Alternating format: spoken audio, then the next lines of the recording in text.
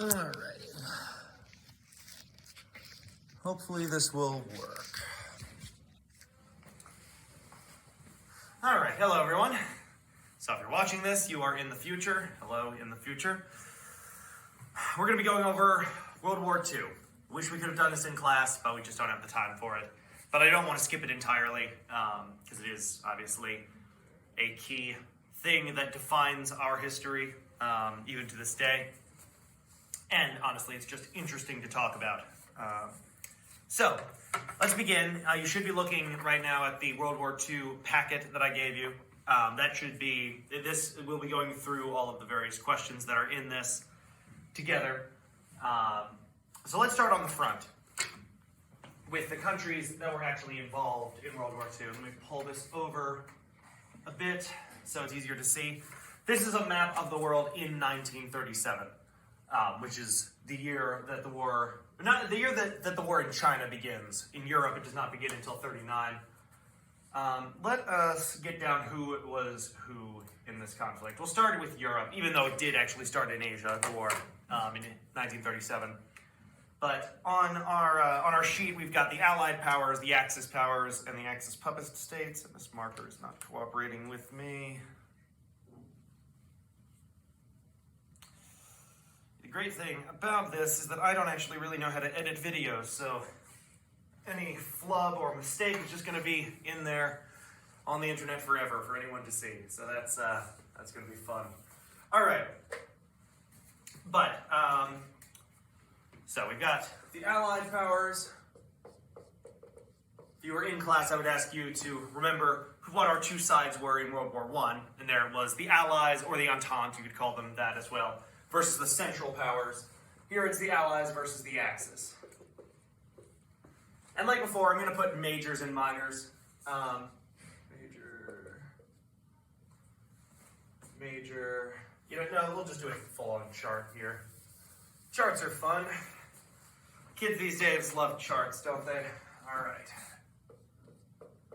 We're already derailing, and I'm only about 2 minutes into this. So this is going to be a wild ride, to be sure. All right. Majors. I hope you can actually hear me when I'm talking in this direction. I would assume you can. I do have a voice that carries, I've been told.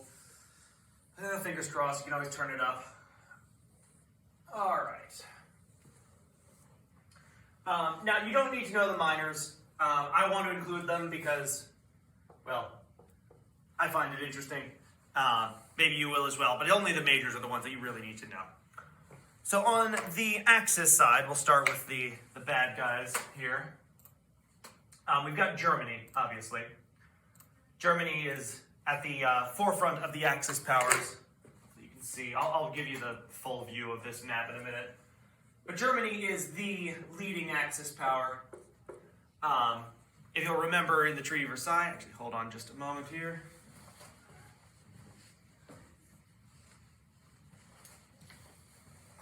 If you remember back in the Treaty of Versailles, Germany got walloped after World War I, was forced to pay heavy reparations, accept guilt for the war,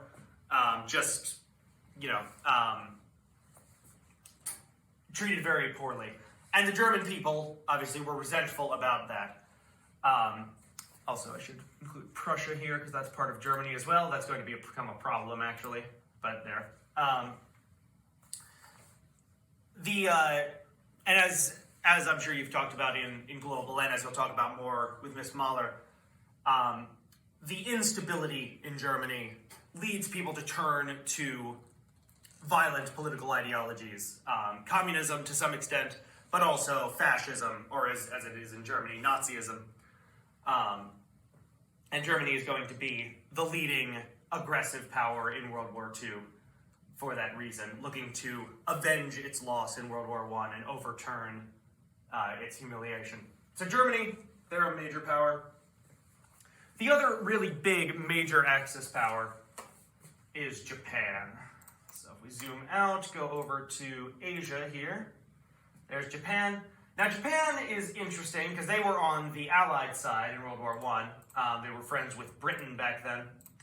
The trouble with Japan at this time is that they are still very nationalistic, still looking to expand their empire. And if you'll remember, we talked briefly about this. After they were forced to begin trading with America during the Age of Imperialism, they quickly modernized, they quickly got their military technology up to snuff, and became very powerful.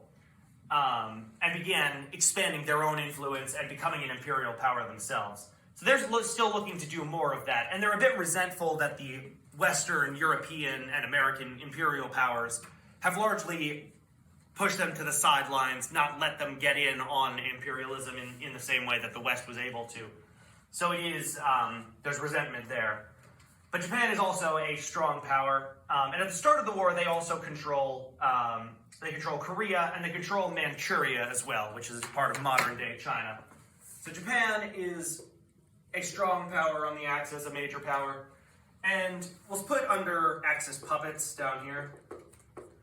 Again, a puppet state. Puppet state is a state that is technically, it is its own country, but its government is subservient to another government. It's really being controlled from the outside like a puppet. So Axis puppets, we can say Manchuria. Again, that's in modern-day China, Korea as well. Now, most people would say that Italy was also a major power for the Axis. Let me just make sure that this is actually picking up the map here. Okay, it is good. Perfect. Most people would say that Italy is another major Axis power, and yeah, sure, they are. They don't act like it very much, and what I mean by that is that they're not very good at the whole, fighting thing. So they don't actually accomplish very much for the Axis, but they are a big country, at least relative to some of the smaller Axis members. They are the original place where fascism takes control. So you'll remember Benito Mussolini is the first fascist dictator of Europe. In many ways, Hitler in Germany follows in Mussolini's example. And although they do not perform particularly well in the war, they are there and fighting from the start. And they additionally have some territories overseas.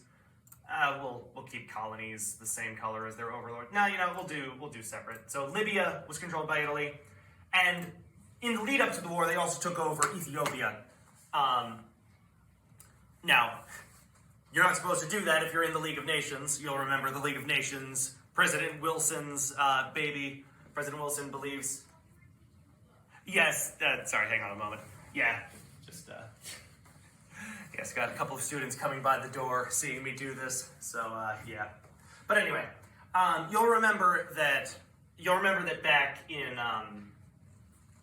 the League of Nations, Wilson set up this organization to prevent war, that if one country invades another country in the League of Nations, all the others will come together and stop them.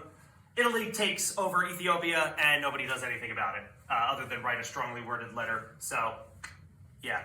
But that's Italy. That's what Italy is up to. All right. So we've got our major Axis powers.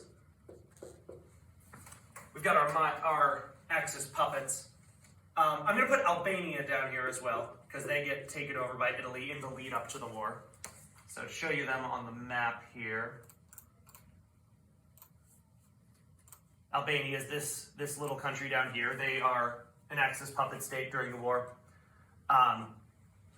Maybe not even, I'm using the term puppets kind of loosely because they were actually incorporated into Italy, but it was its own independent state that was conquered by the Axis before the war broke out, and was therefore, basically forced to do what they say.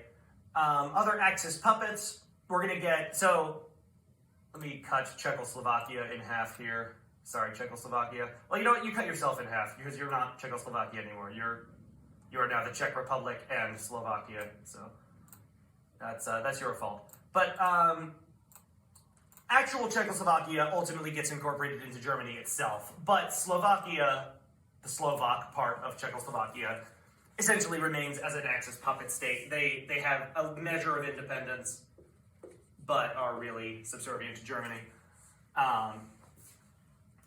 I'm not going to put... I'll put Austria on here as well. Austria, again, Austria gets incorporated directly into Germany itself. I'm not going to put Austria on here because I didn't put the Czechs on there either. But Austria and Czechoslovakia and the Czech part of Czechoslovakia do get just straight up incorporated into Germany, which is why I'm giving them the darker color there. Is that everyone for the Axis puppets? Yes. So there are a couple of other minor powers that do fight on the Axis side as well. Let's see here. So these are Axis miners who are not puppets. Do you have possible? Not right now, no. Not today? Not today, next week. We'll do, yeah. So there are other independent nations that do fight for the Axis. They're not puppet governments. They willingly choose to join, some under duress, but they do willingly choose to join. And those would be Hungary, Romania. Again, you don't need to know these. I'm just going over them because I want to. Hungary, Romania, Bulgaria, Finland, and Thailand. Now, why do these little countries choose to fight for the Axis instead of the Allies? It's not necessarily because they love fascism all that much, although some more than others. Romania has a group called the Silver Legion, who are kind of fascist. But no, the bigger reason is that they are all afraid of the Soviet Union and of the communists. So again, Hungary, Romania, Bulgaria, Finland up here. And if we are to go over to Asia, we got Thailand down here. All right, so there's the bad team. There's the evil guys. Again, there's some with Romania, with Bulgaria, with Romania and Hungary especially, and Finland especially. They join in because they are afraid of the threat posed by the Soviet Union. We didn't talk much about this, but I think you talked about it back in Miss Mahler's class. The Soviet Union at this point is communist. They are, another evil ideology. And they pose a threat to all of these little countries around them, particularly because a lot of these little countries control land that used to be part of Russia. So that is why they choose to side with the Axis powers, because they figure at least Hitler isn't going to cause the workers to rise up and destroy the social fabric like happened in Russia. Was that a good choice? Probably not, but that's their reasoning at the time. All right, so that is our list of Axis powers. The Allies are an even longer list. I'm not going to give you every little one, but there are 5 big ones. First of all, we've got the 2 democracies that were part of the League of Nations. And if you'll remember back to class, we'll go blue for the Allies. Is that blue enough of a contrast with the water? Yeah, that's good. Britain and France. So Britain and France are the 2 powerful democratic nations that are in the League of Nations. Doesn't end up actually accomplishing all that much because the League of Nations is a useless organization, but they are the leading allies from the start. So we'll put them in the majors over here. Markers. Okay. Britain, France. Now, France gets knocked out of the war very quickly, as you'll see in the oversimplified video. They don't last very long. There are what are called the Free French Forces, who are French colonial forces that continue to fight after France falls. After France falls, part of it actually sides with Germany. Let's put them under the Axis puppets, actually. What's called Vichy France is a French puppet regime set up after France gets conquered that essentially operates on the Axis side. Not technically part of it, but they are controlled by Germany. All right, so Britain and France, we got them. Who else? In terms of minor allied powers, we've got Poland. Now, Poland is decently sized, and they do put up a good fight when they get invaded by Germany. The problem, of course, is that they also get invaded by the Soviet Union, and yeah, Poland's not going to have a good time getting attacked by Germany and the Soviet Union at the same time. So they get knocked out of the war very quickly. That's Poland. And that's what starts the war, as we will see in a moment. Also, just like last time, Germany's going to try and get around France's defenses by going through the Low Countries. So they invade Belgium and the Netherlands. We'll put them under the minors. Belgium, the Netherlands. The Netherlands managed to dodge World War I, but not World War II. Other Allied minors. Denmark eventually gets invaded by Germany. That's kind of a pathetic showing by Denmark. It's called the 6-Hour War because that's how long they lasted before surrendering. They pulled their army away from their heavily fortified border because they didn't want Germany to stage an attack and make it look like Denmark had invaded them and then use that as an excuse to invade Denmark, which is what they did to Poland. But of course, Hitler don't care about that. He invaded anyway, and as a result, the Danish troops were not in a good position to defend their country. Norway gets invaded as well by Germany. Norway. All right. So that's the European allies, and also Greece. Greece a bit later in the war. Down here. A bit later in the war, Greece gets attacked by Italy, and they actually managed to fight Italy off, which is part of the reason why Greece. There we go. Greece. That's part of the reason why I say Italy did not do very well in this war. They weren't even able to take over tiny Greece by themselves. They had to have Germany come and help them.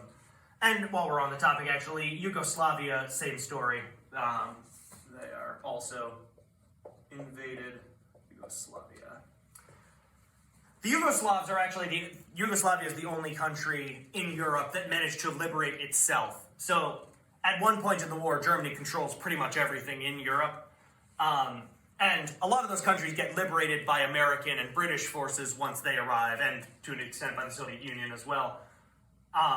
Yugoslavia actually manages to liberate themselves. They have partisan guerrilla fighters who managed to overthrow the Nazis on their own without any outside help. So good for the Yugoslavs. All right. Also, I forgot to do Northern Ireland. That's still part of the United Kingdom. Other allies. The other big major one, other than the United States, who we'll get to in a minute, would be China. China is, big. Now, they are technologically way behind the Japanese, and so they do struggle, even though they have a superior population by far. But they do count as a major power, I would say. They're not nothing. They do keep a lot of the Japanese troops bogged down in China for a lot of the war. And of course, the other really big allied power is the good old US of A. We don't get joined in right from the start, but once we're in, we are the deciding factor on both the European and Asian theaters of the war. Now, you can also put the Soviet Union here. I've got the Soviet Union in red because they are not exactly an ally. They're more an ally of the Allies. The Soviet Union, of course, is a communist dictatorship. Terribly brutal, repressive regime. Not a freedom-loving democracy or a neutral nation that's just trying to protect itself. At the start of the war, they're actually on the side of Germany, and it's not until Hitler backstabs them that they join the right side. But they are typically considered part of the Allies, so we'll put them up here. Then they are certainly a big power. So the Soviet Union up here. Now beyond that, we could go over all of the various colonies of the Allies. Remember, imperialism, the Allies still control most of, all of this. Canada is a territory of Britain.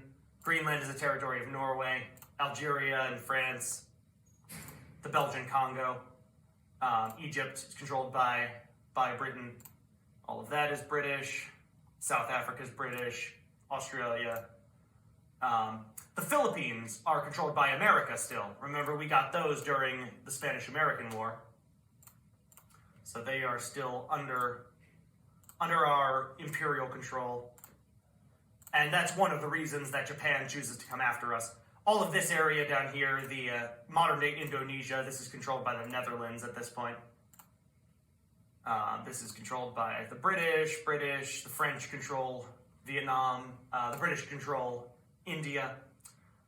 So all of that is that. I guess we could also, if we want to be really consistent about it, we can put Iraq and Iran on the Axis powers. The reason they join they don't really even join the Axis. What happens to them is they're kind of friendly to Hitler's Germany. They've got some connections to his regime economically, diplomatically. And once Hitler does invade the Soviet Union, the British and the Russians, the Soviet Union, fear that an attack could be launched from here. And so they actually go in and invade Iran to make sure that that doesn't happen. So, yeah, we could put Iraq and Iran over here. But yeah. And then the rest of the Middle East is mostly under European control. I think the British still have that. It doesn't really matter. Again, we're going in more detail than we really need to do here, but that's what we do here on the Mr. Deal show. Okay. Alrighty. So there we go. Madagascar was French. Swaziland and Lesotho were British. All right. And there were other. Mexico helped out a bit. Brazil helped out a bit in the war. They were independent nations. We'll put them as full-on blue. All right. So there we go. So there's your map of the starting conditions of the war, and here's your list. So again, you only need to know the big powers. I know I just spent 10 or so minutes going over all of them, but the only ones you really need to know. On the Axis side, Germany, Soviet Union, Italy. Those are the big three. Really the big two, plus Italy as well. And then on the majors for the Allies, you've got Britain, France, China, the USA, and the Soviet Union. Now, of course, looking at this map, looking at the amount of blue and red compared to gray, you would not be surprised to learn that the Allies end up winning the war. But it is not a foregone conclusion at the start of the thing. Not at all. So let me actually back it up here. This is a completed map of who's who. But I'm going to back it up and show you the course of the war in a bit more detail. Let me open up another one of these. All right, back to square one.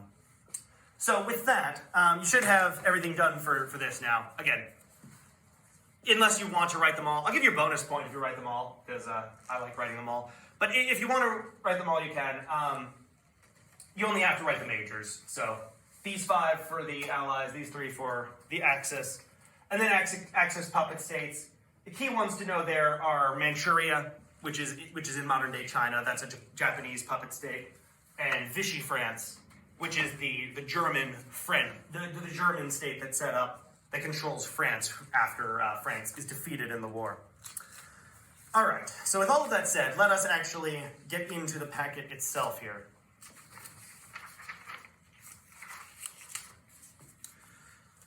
So, what was fascism, and who was the first fascist leader in Europe? I'm going to erase this.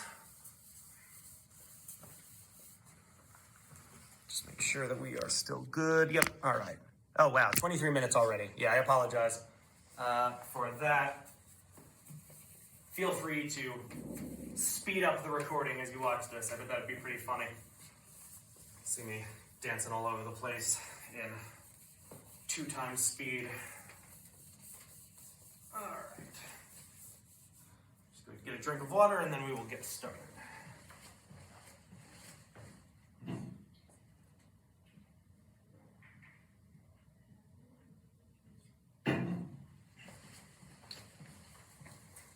Okie dokie.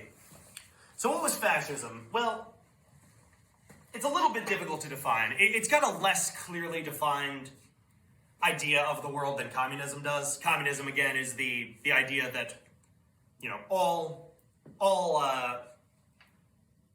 everyone is either an oppressor or oppressed, and the way that the oppressors make profit is by exploiting the work of the oppressed workers.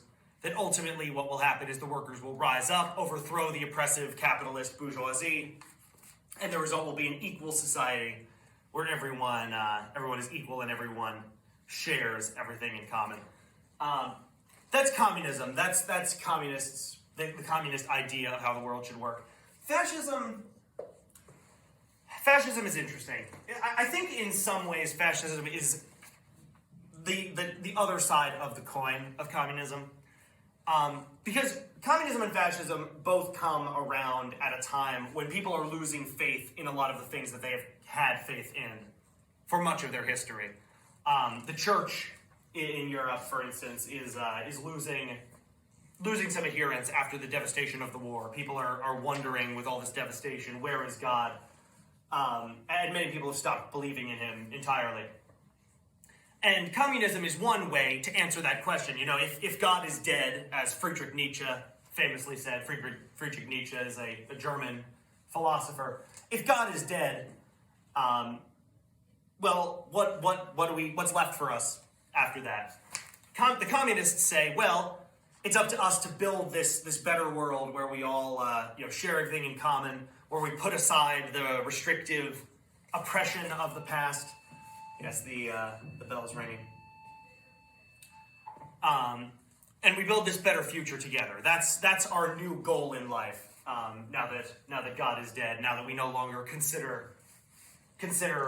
we no longer have faith in God or in the institutions we used to have faith in. Fascism is the other side of that.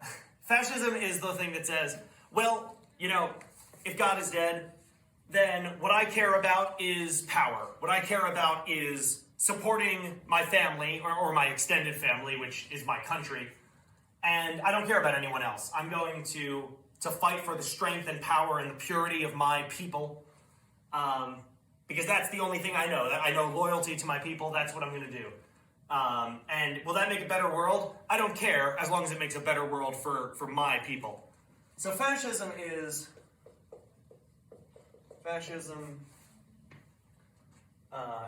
a nationalistic ideology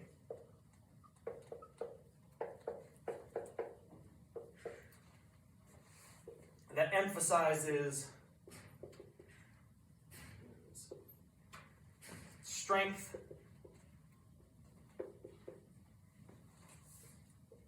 and national purity.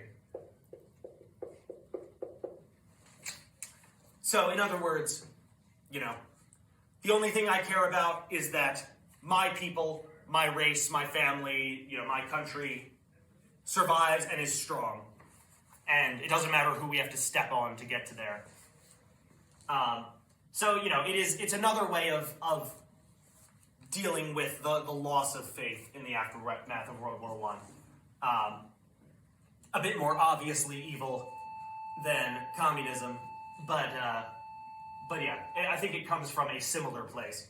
And the first fascist leader in Europe is Benito Mussolini, the Italian dictator. Benito Mussolini.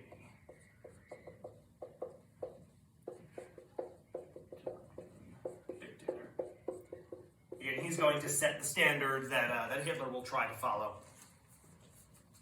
All right, so that's for number one. You can pause it. I'm not gonna waste much time. We still have a lot to get through here, but that's your answer for number one.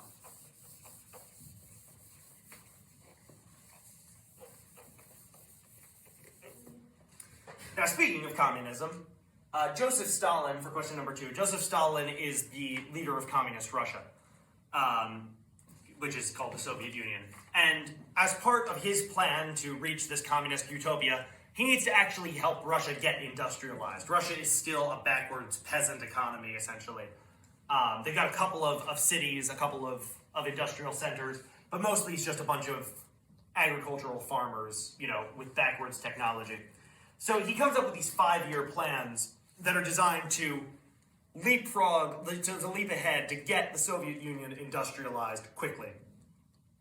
The problem is, if your entire economy is peasant-based, you can't instantly move your workers from working on agriculture to working in a factory because you won't have enough food. You need the farmers to be making the food.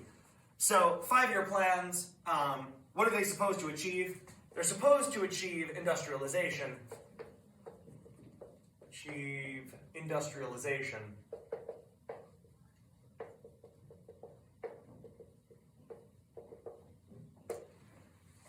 And they do. They also achieve a massive famine that leads to at least 5 million people dying. So they do.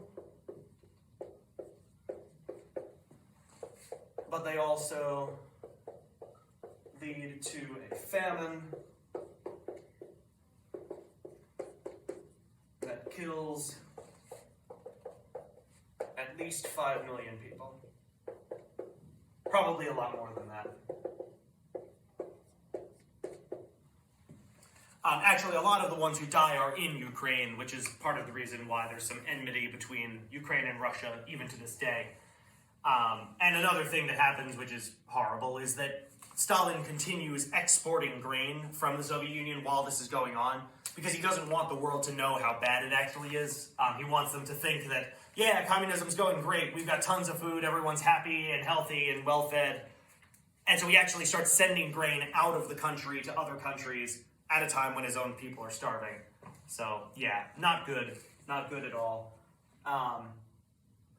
And yeah, it also doesn't help that because communists be communists, they kill / imprison all of the rich farmers. The rich farmers not being like, Jeff Bezos billionaires, but just industrious farmers who are good at farming and know how to do it well. They're called the kulaks. You've probably heard that term before. The kulaks. Kulaks, slightly wealthier farmers who, are just good at what they do and work hard. They get basically killed or all sent to labor camps and die off. And as a result, you've got less farmers, and the farmers that are left over are not the really good ones. So, yeah, that's what's going on in the Soviet Union. Nothing all that great. Lots of atrocities in the 20th century. But then again, every century has its atrocities. All right, number 3. I'm going to be here for a while, aren't I? I'm noticing with all these questions. I guess that's my fault. I'm going to open a window. Hold on a moment.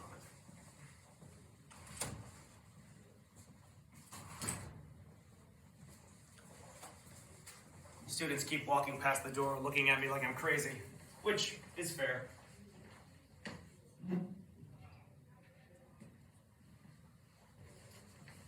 All right. Logan, please go to the lab. Logan, please go to the lab right now. Thank you.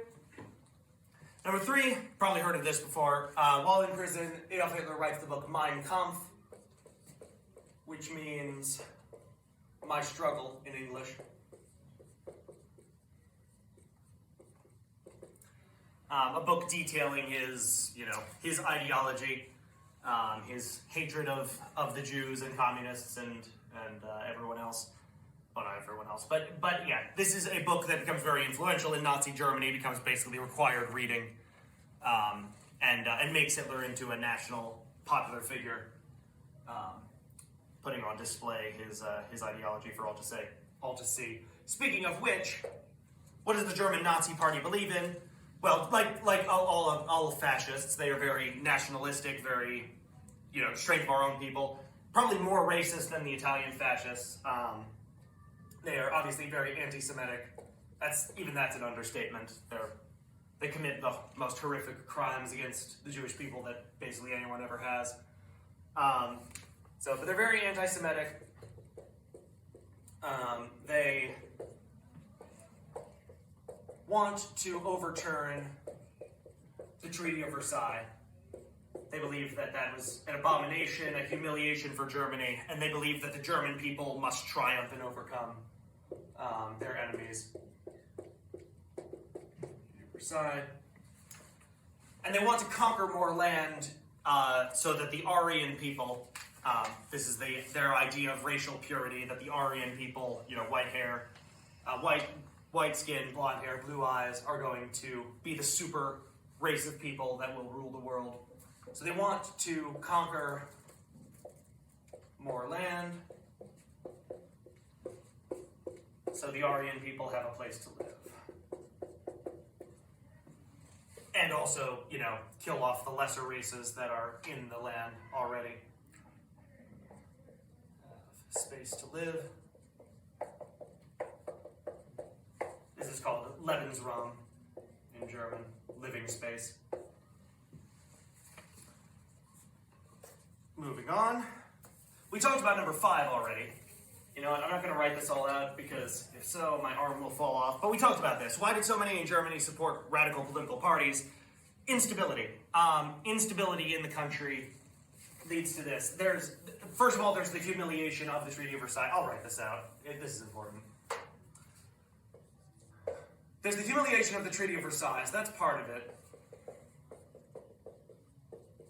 Versailles. There's also hyperinflation, which is hyperinflation.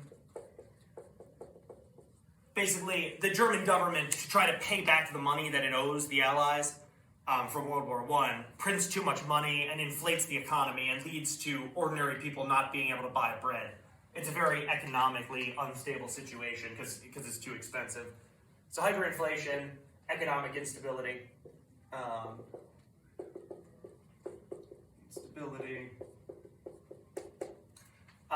speaking of which, also, we probably will mention this in class when we talk about the Great Depression, but because of the Dawes Plan,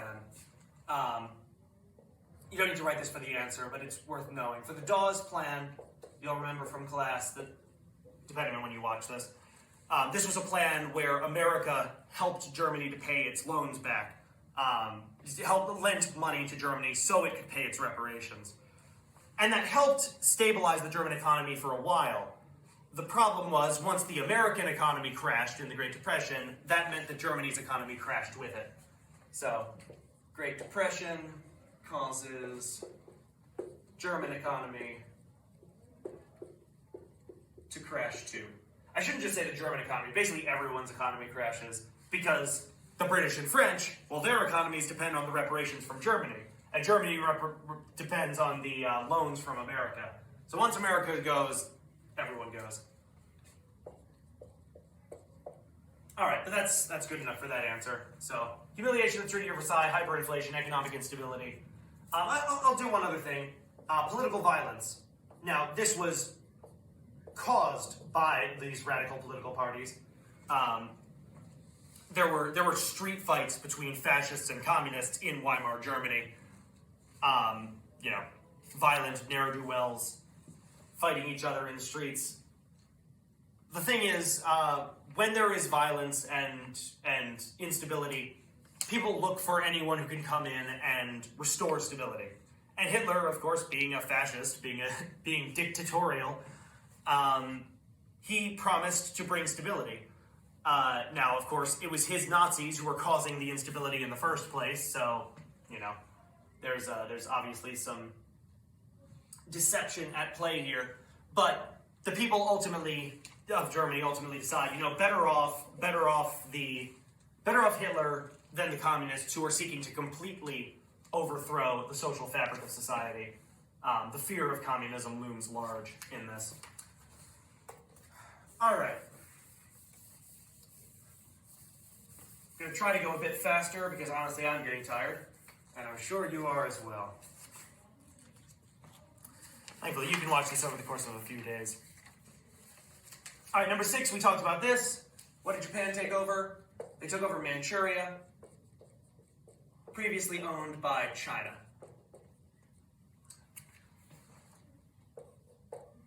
And again, I won't show it to you again. We don't have the time for that. But we showed you on the initial thing. That's the area of China that they took over. What did America's Neutrality Act do? Now remember, after World War I, a lot of Americans believed. I hope that I haven't been standing in the way so you can't actually see what I'm writing here. I'm going to move over here. I mean, you can always just rewind and hear what I actually said. So, I trust you. You're smart. Most of you. No, kidding. But anyway, what did America's Neutrality Act do? After World War I, most Americans were like, well, that seemed like kind of a waste of time. Why are we getting involved in Europe? Why are we sending our men to die over in Europe? So the Neutrality Act says, America will not send weapons to any country engaged in a war. This is a country engaged in a war. This is isolationism, right? We've talked about this term before. It goes all the way back to George Washington, who argued that America should avoid foreign entanglements. But yes, isolationism, this is an isolationist stance that America takes, and most Americans support it. Thankfully, there is one important American who does not, who helps the Allies out even before America gets into the war, but we will get to that when we get to it. Number 8, we know this. This is Germany, Italy, and Japan. The big 3. Speaking of this, number 9. FDR is not an isolationist. So FDR is the President of the United States at this point. If we've not gotten to him in class yet, he comes in as the guy who wants to try and fix the Great Depression. He proposes what he calls the New Deal, which is a variety of new economic programs designed to address the problems of the Great Depression. And regardless of how successful those programs were, some were more successful than others, he is a very popular figure. The American people like him a lot. But he has a very different view of foreign policy than most Americans do. He recognizes the danger that growing German power poses, and he wants to make sure that, that Hitler does not achieve his dream of taking over Europe, of taking over the world. So he would be what's called an interventionist. The opposite of an isolationist. Someone who wants to intervene in foreign affairs to try to use America's power for good. Now, number 10. Why did Europe's leaders choose to negotiate with Hitler once Germany began breaking the Treaty of Versailles? They remembered World War I. Hundreds of thousands of French and British died in World War I. They wanted to avoid that again at all costs. Also, they knew it's just the two of them. The United States is not part of the League of Nations. It's just Britain and France who are going to have to stop Germany if they're going to have to stop him. And they don't want to. They don't want to have to fight again. They remember the horrors of the First World War. So, basically, 10. They want to avoid a repeat of World War I. Now, in the end, their inaction proves foolhardy. When Germany is, after the Treaty of Versailles, Germany is demilitarized. They've got a weak army. They're not allowed to have anything bigger. If France and Britain had worked to stop Germany early, they could have prevented the suffering of World War II. Potentially, anyway. But they wait. They allow Hitler to take over some other countries before they actually put their foot down. And as a result, Germany grows more and more powerful.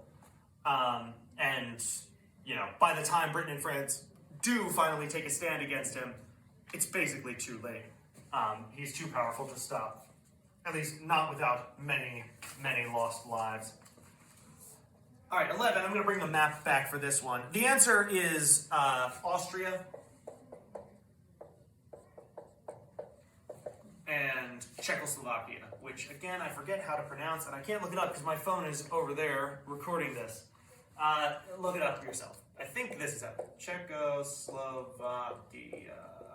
I think that's right. I don't really care.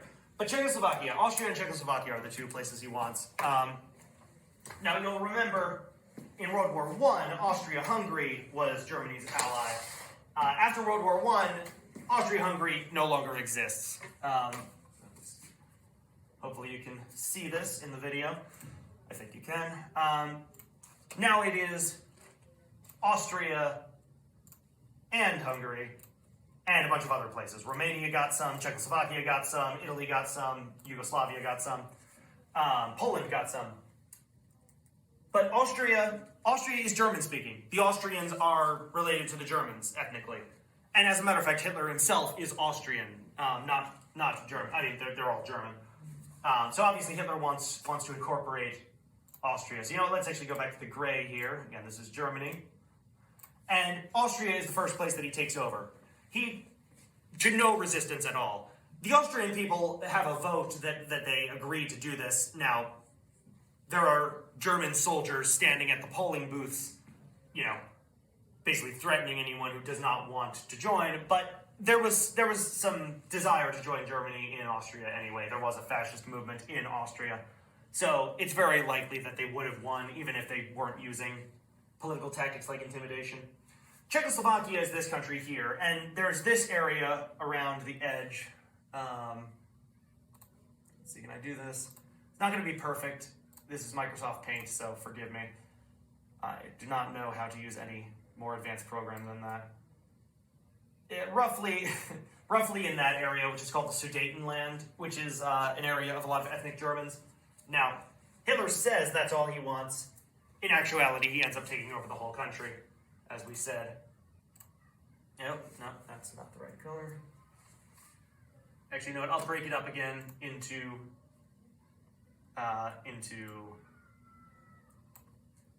the Czech part, which gets fully incorporated into Germany, and then the Slovak part, which remains as a puppet state.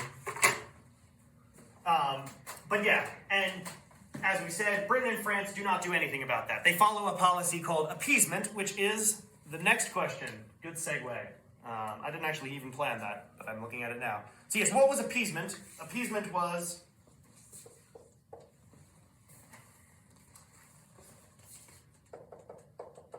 giving in to Hitler's demands. I won't even just say Hitler's demands, because Mussolini did some of this too.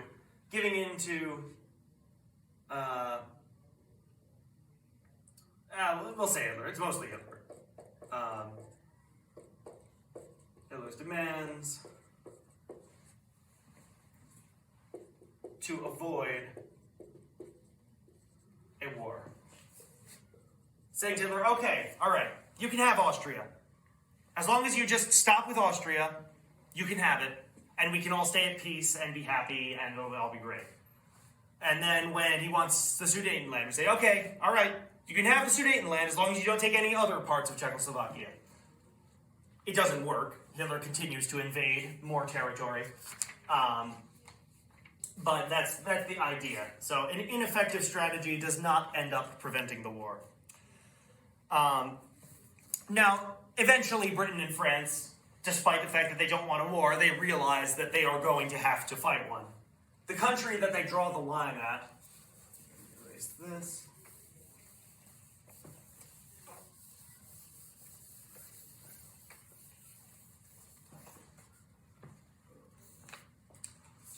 The country they draw the line at is Poland.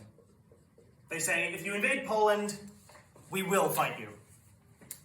They have to put the foot down and keep Hitler from just taking over everything without a fight. So again, getting our colors here. Britain, France, and Poland. Poland is the country that they are not going to give up without a fight. Now, Germany, Hitler, for his part, he fears a repeat of what happened in World War I. You'll remember in World War I, Germany did not want to fight a two-front war. They knew if they had to fight in the East and the West simultaneously, they're probably going to lose. So Hitler wants to make sure that that doesn't happen. But there's also a big problem for him, which is that over here in the East is the Soviet Union. And if you know anything about fascists and communists do not get along with each other. As we said, in Germany itself, there were street fights between fascist and communist gangs. So, if Hitler takes over Poland, he's going to have a border with the Soviet Union again. And that's a dangerous situation for him. So, Hitler does something unexpected, to say the least. Number 14. And he goes and actually makes an alliance with Joseph Stalin of the Soviet Union. This is the Molotov-Ribbentrop Pact, where Germany and the Soviet Union agree, all right, we're going to not fight each other. We might not like each other. You know, you might be fascist, I might be communist. We might not get along ideologically, but we do have the same enemies. We both don't like Britain and France. Germany, for obvious reasons. The Soviet Union doesn't like them because, well, A, they're capitalists, so there's that. But B, the Soviet Union lost a lot of territory in the Treaty of Versailles, too. They lost a lot of territory due to their civil war and their communist uprising.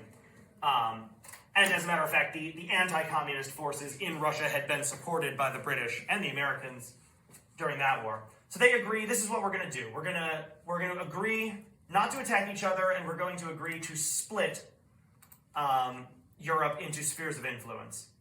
So, roughly there. They agree Germany will get that part of Poland. I'll do the lighter color here. Germany will get that part of Poland and everything in that region. And the Soviet Union, for their part, will get to take the Baltics and that part of Poland. And also part of Romania as well, an area called Bessarabia.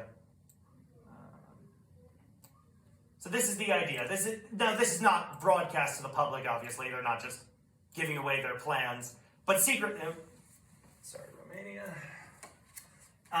But secretly, this is the plan that they come up with, that they're going to divide Europe in this way and essentially stay out of each other's way and let each other do what they want to do. Okay.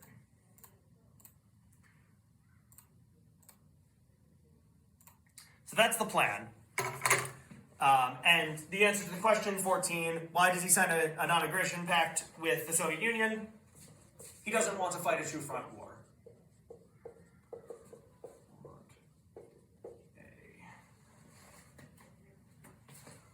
Two-front war. All right. That's the setup. I'm going to pause now, stop the recording, and I'm going to start a new recording in a minute. So hold that thought. All right, and we are back. Let's see.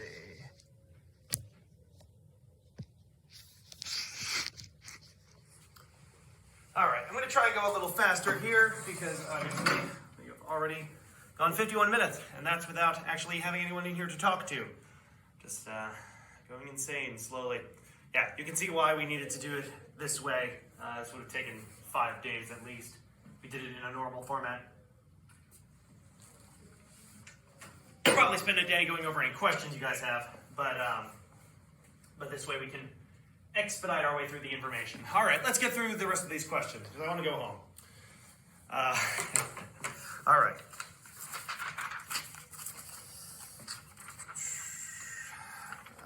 What were we up to? We were up to question 15. All right, so the war begins, and Germany uses its blitzkrieg strategy. And what this is basically, literally, the words blitzkrieg stand for lightning war in English.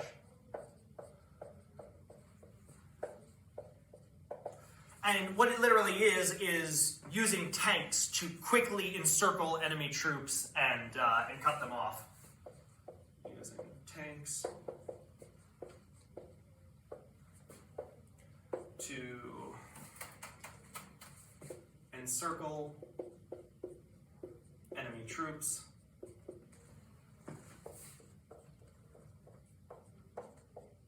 and capture them. By encircle, I mean literally surround them, cut them off from their supply line, make sure they are cut off on every side, and then they have no choice but to give in. We saw tanks used a little bit in World War I, but of course in World War I they weren't present in large enough numbers to change things substantially, and they were not very good tanks, honestly. So they did not make a big difference in World War I. But in World War II, with tanks and with air support and with all of the new technologies that exist now and are being used in new and dangerous ways, now trench warfare is not a solid defense. A trench is not going to stop you is not going to stop a bunch of German panzers rolling through your countryside. So that's the new German strategy, and it is quite effective until it isn't in the Soviet Union. But it is effective in the Soviet Union until it gets too cold. We're getting ahead of ourselves. As you'll remember from the video, this succeeds in taking out Poland and taking out France very quickly in the war. Speaking of which, what mistakes did Britain and France make early in the war, 16?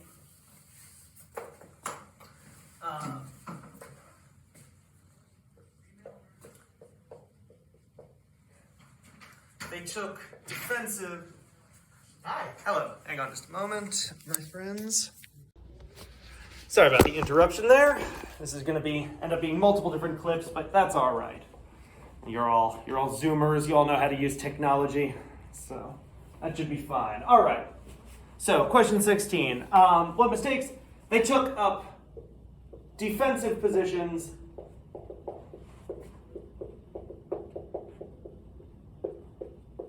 waited for Germany to come to them. Rather than actually going in and attacking Germany, which they could have done, remember, at the start of the war, Germany goes after Poland. Germany moves into Poland here. That's where most of the German army is. If Britain and France had sent their armies into Germany to attack Germany while Germany's army was in Poland, they might have been able to do some damage. But instead, they just sit waiting for Germany to make Germany's move. And Germany makes its move only when Germany is ready. So Britain and France have no advantage as a result. So they took up defensive positions and waited for Germany to come to them, which backfires horribly. Germany to come to them. All right. Let me make sure we're actually recording here. Just want to make sure I'm not speaking to the air. Okay, no, we're good. We're good. All right. I tell you, I'm losing my mind. Losing my mind. Yeah, that happened a long time ago. All right. What are we doing? 16, 17, yes. So the French are defeated quickly. Their force gets surrounded by the German tanks, the panzers, and forced to surrender. The British nearly lose their forces too. They managed to make a heroic escape at Dunkirk. There was a movie made about this recently, actually, where a bunch of civilian ships come in and rescue the British soldiers. It's a heroic moment. A heroic retreat, but heroic nonetheless. But the French are defeated, and what's the question say? So this would be the Vichy France government that gets established. Vichy France. And the answer is no. Not all of the French agree to stick around with the Vichy government. There are the Free French forces who continue to fight. Free French forces continue to fight. They're led by a guy named Charles de Gaulle, a French general who refuses to give in.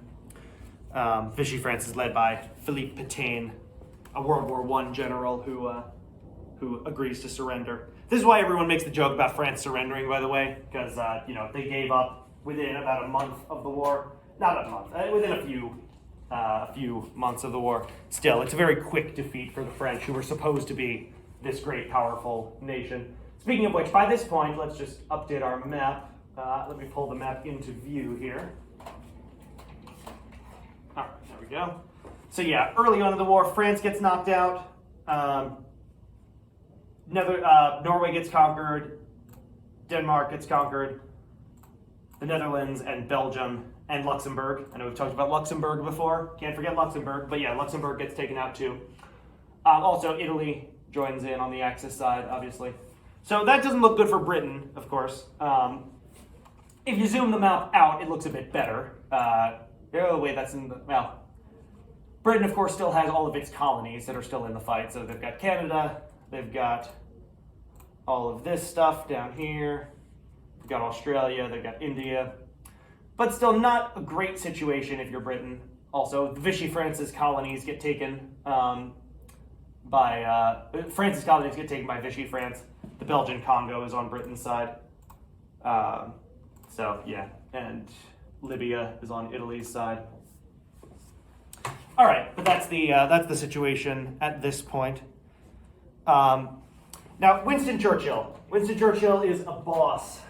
Winston Churchill is one of the coolest leaders in history. He's the Prime Minister of Britain. He replaces Neville Chamberlain, who was the appeasement guy. Let's give Hitler the Sudetenland, and then I'll wave my little piece of paper where Hitler promised he wasn't going to invade anything else and say that we've got peace in our time. Yeah, Neville Chamberlain was a dunce. But Winston Churchill is not a dunce. Winston Churchill is the new Prime Minister of Britain.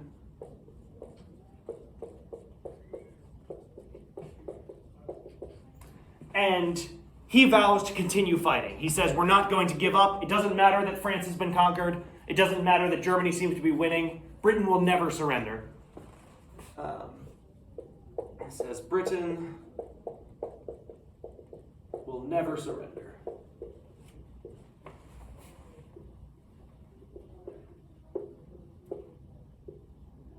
He's got a very famous speech where he says, We will fight them on the beaches. We will fight them on the landing grounds. We will fight them in the towns.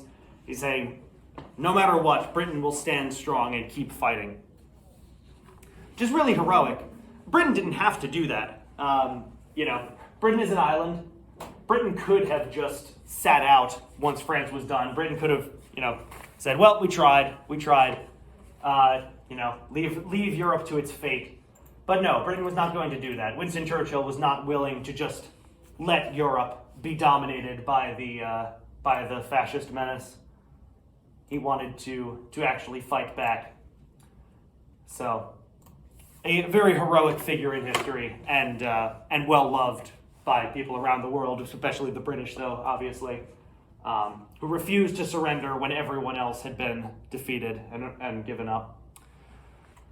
And this leads to the Battle of Britain, because Germany, again, Britain is an island, and Germany does not have a navy. Now, you'll remember back in World War I, they did have a navy for a little while, their high seas fleet. At the end of World War I, they actually sank their own navy to make sure the British didn't get it, because they knew they had lost the war, and so they didn't want the British to take all their boats, so they sank them. So now Germany does not really have a navy. They've got a small navy, but nothing that can challenge the Royal Navy of Britain. They've got U-boats, submarines. But if they want to actually invade Britain, they're going to need to make sure that their landing boats that take their soldiers over to Britain can actually get there safely. And that means, since Germany does not have boats to protect its troops on the way over to Britain, it needs its planes to do it. It needs air superiority to defeat the British Air Force so that German planes can support an invasion of Britain to try and knock Britain out of the war. So the Battle of Britain, number 19, is an air battle. As we'll see, the Germans never actually do land on the British Isles because Britain ends up winning this battle. But it's an air battle between the Royal Air Force, the RAF, the Royal Air Force, that's Britain's Air Force, and the German Luftwaffe, which is Germany's Air Force.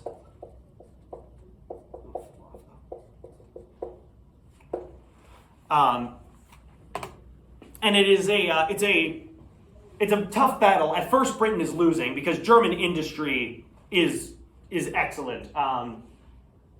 Second only to America's at this point. So Germany's cranking out planes. Britain thought they were going to be able to avoid this war without having to fight, so they do not have nearly as many planes built up. At the start, the British are badly outnumbered. As the battle goes on, the tide begins turning for a couple of reasons. One is that Germany has more planes, but the battle is happening over Britain. So when Germany's planes are shot down and their pilots parachute out, well, their pilots land in Britain and get captured. So Germany has more planes, yes, but when their pilots get shot down, they're stuck. Either they're dead, which sometimes happens, or they parachute out and they're captured by the British. The British pilots, when they get shot down, they parachute out, they land back on Britain, and then they can go get in another plane and get back up in the air. So as the battle goes on, more and more German pilots are captured by the British, and Britain has an easier time replacing its pilots than Germany does. Also, there are pilots that come to Britain from all around the world to help the British fight. From Poland, pilots arrive to join the British Air Force. From Czechoslovakia, pilots arrive. Even from the United States, there are a couple of American pilots who go over to help the British fight. So, over time, the British Air Force begins gaining more control over the sky, slowly winning this battle against the Luftwaffe. The other thing that changes is, at the beginning of the battle, the Luftwaffe targets RAF bases. They target the British Air Force to try and take them out on the ground. But they drop a bomb on London by accident, on a civilian area in the city of London. In retaliation for that, Churchill has a bombing strike launched against Berlin. And in response to that, Hitler redirects his entire air force to begin bombing London, which is meant to force the English people into submission, get them to give up by bombing civilian centers. We're seeing that in Ukraine right now with Russia. But the British people refuse to give up, and because the Germans start spending all their time bombing civilian targets, the Royal Air Force is able to get some breathing room and repair their forces and eventually launch a counterattack. And ultimately, the RAF wins this battle and controls the air superiority around Britain. So this is the first major Allied win of the war. Germany's invasion of Britain fails because they fail to get air superiority over the island. Speaking of which, 20.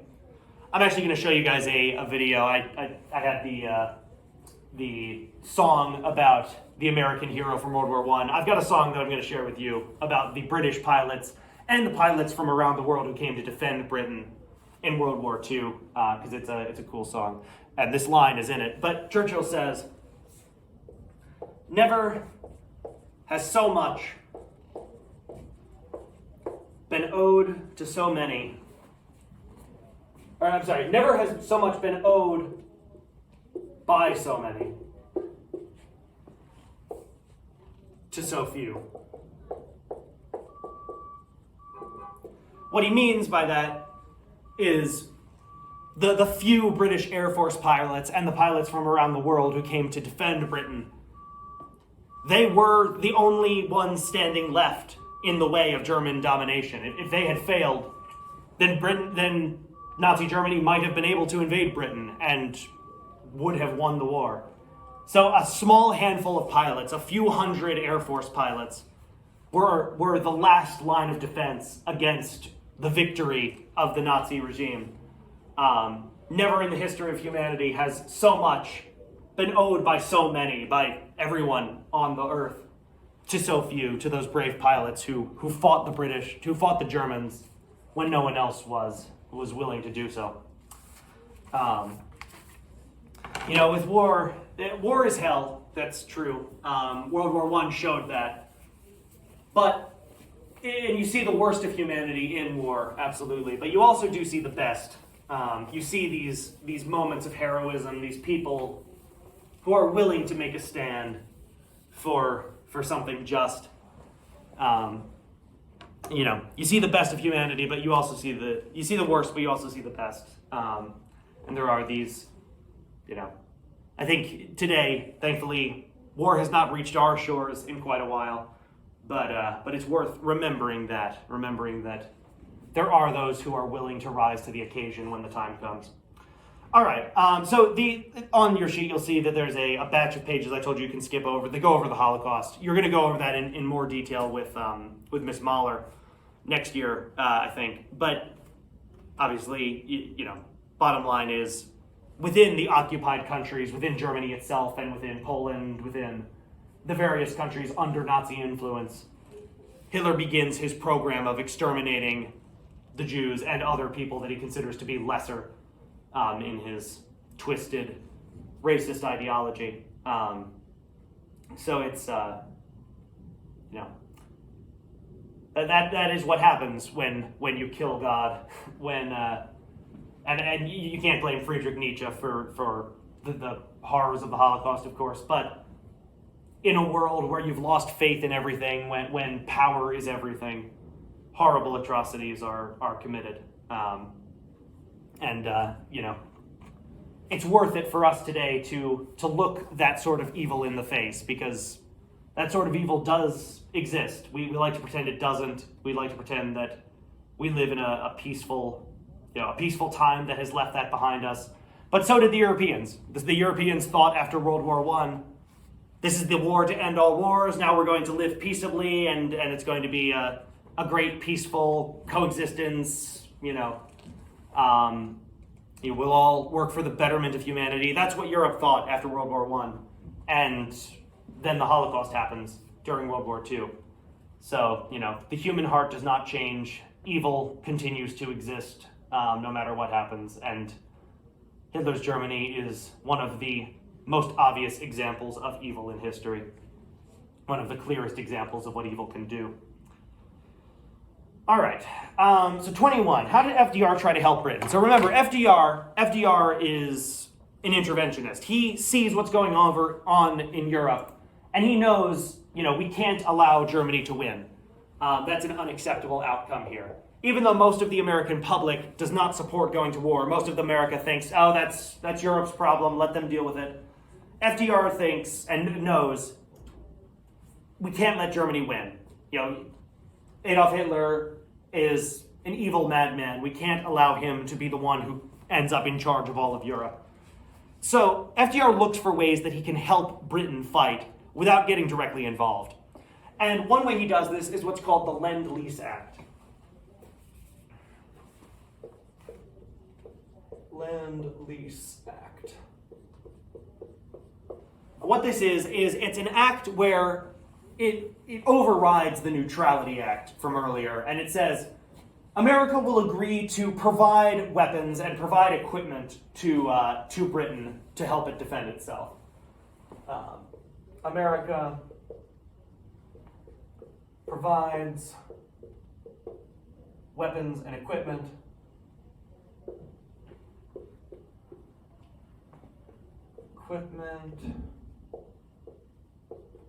to Britain. So FDR says, I know I don't have the support to go to war with Germany. The American people wouldn't support that. But maybe they would be willing to support sending weapons, sending help to Britain. You know, we don't have to get involved directly, but we can help them out indirectly by giving them supplies. Again, you're seeing a similar thing happening in Ukraine right now. We're not getting directly involved, but we are sending weapons to the Ukrainians. So that's what the Lend-Lease Act is, and this helps Britain to keep fighting, even though Britain is alone now, at least in terms of Europe. Even though it's down to just Britain and its colonies, they're getting American help in the form of weapons. All right, 22. What country does Hitler backstab? That would be the Soviet Union. So yeah, the fascist communist alliance was not going to last forever, obviously. Those are ideologies that cannot coexist long in the same sphere. And Hitler believes that this is going to be an easy win.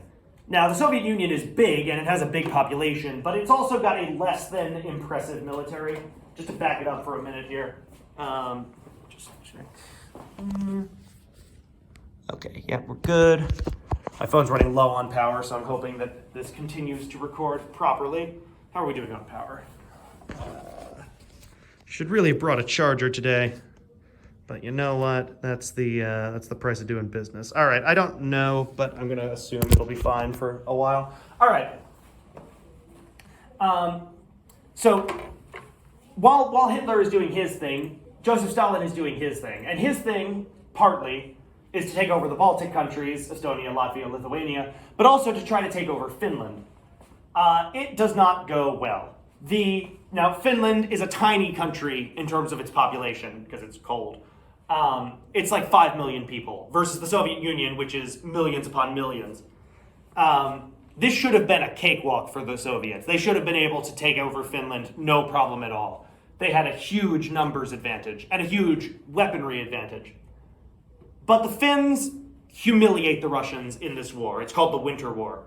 The Finns managed to defeat much bigger Russian forces, draw them into ambushes, trap them in areas cut off from their supply lines so they slowly starve to death. The Finns just humiliate the Russian army in this war.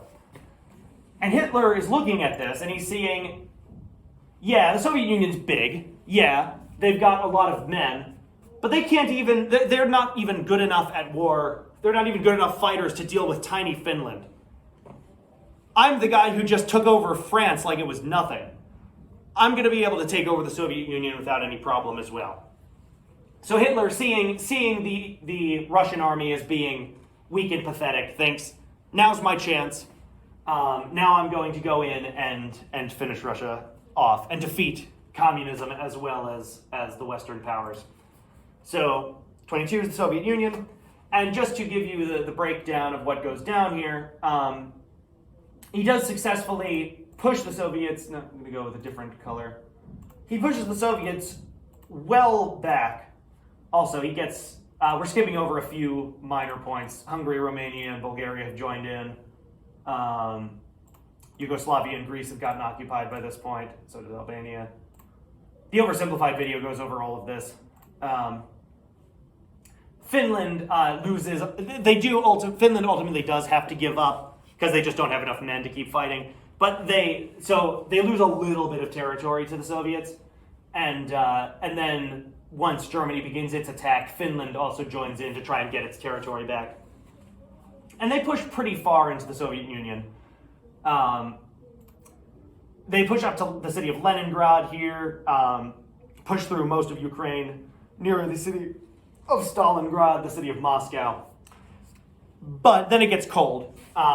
The feared Russian winter sets in. Just like Napoleon before him, Hitler's army is unprepared to deal with the cold and has to stop their advance because they just do not have the supplies or the equipment to fight in the cold. So anyway, that's what's going on there. 23, what was the Atlantic Charter? We're making progress here.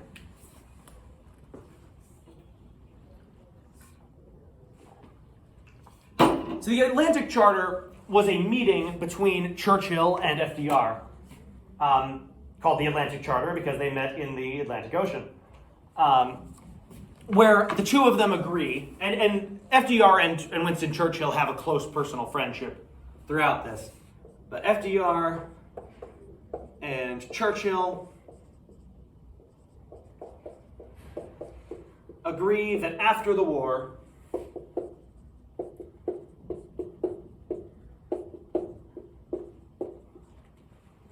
they will work together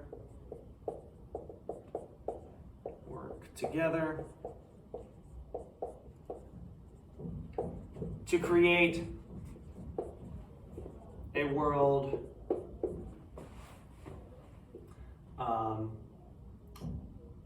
safe for democracy and free trade.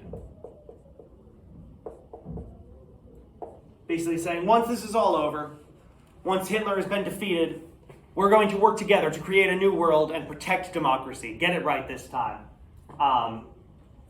Make sure that this was not all for nothing, that there are real positive changes in the after-war world. So this is another step of the United States towards becoming more involved here. FDR eager to help Britain as much as he can. Now, the reason the U.S. ultimately gets involved really has very little to do with Germany. It has to do with what's going on over here, over in Asia. So remember Japan, I'm going to pull this over here.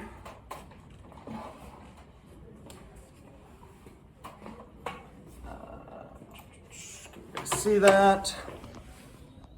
Yep. I think, hopefully.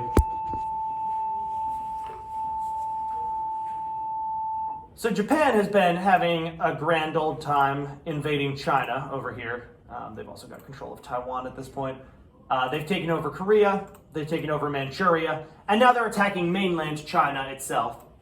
Also, like in Europe, Germany is carrying out horrific atrocities against the people in its conquered territories.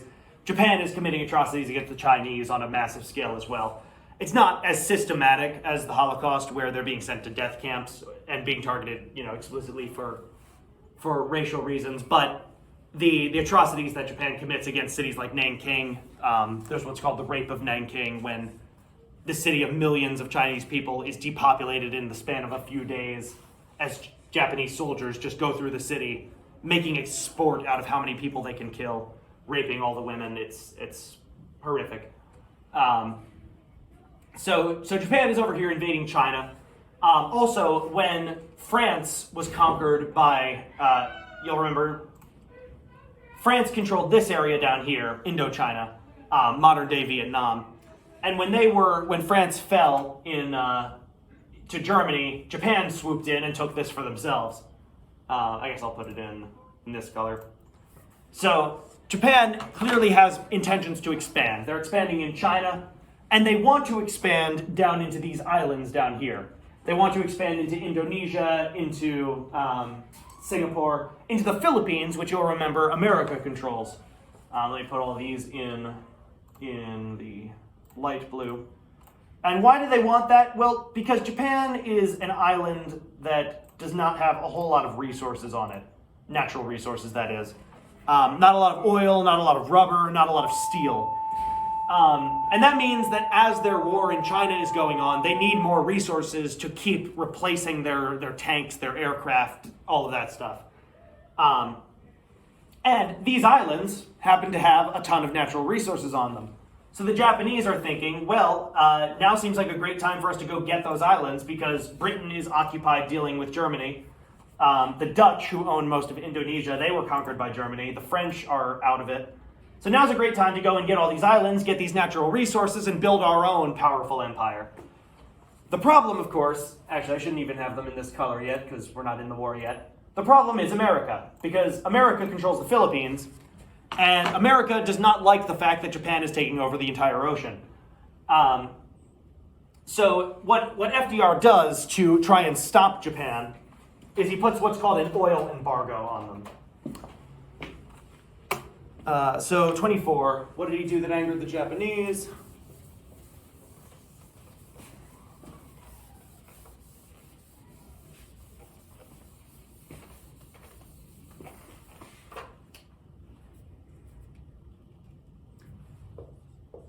He put an oil embargo on them. Oil embargo. And what that means is that essentially the United States will not trade any more oil to Japan. At this point in history, the United States is a big exporter of oil, and most of Japan's oil comes from the United States. So the U.S. will not sell any more oil to Japan. Any more oil to Japan. Now, why does he do that? Well, because you need oil to run boats and to run tanks and to run planes. And FDR knows if Japan has no oil, then they can't use all of their military technology and then they'll have to stop invading everything. At least that's the theory. Obviously, the Japanese do not take this kindly. They see it as America getting involved where it doesn't belong. And they realize that America is going to get involved sooner or later. They see that a war with America is probably inevitable because America does not intend to allow Japan to just do whatever it wants in the Pacific. So what Japan does on the 25th, not the 25th, it's the 7th of December, is they bomb the United States Navy base at Pearl Harbor, Hawaii. Pearl Harbor, Hawaii.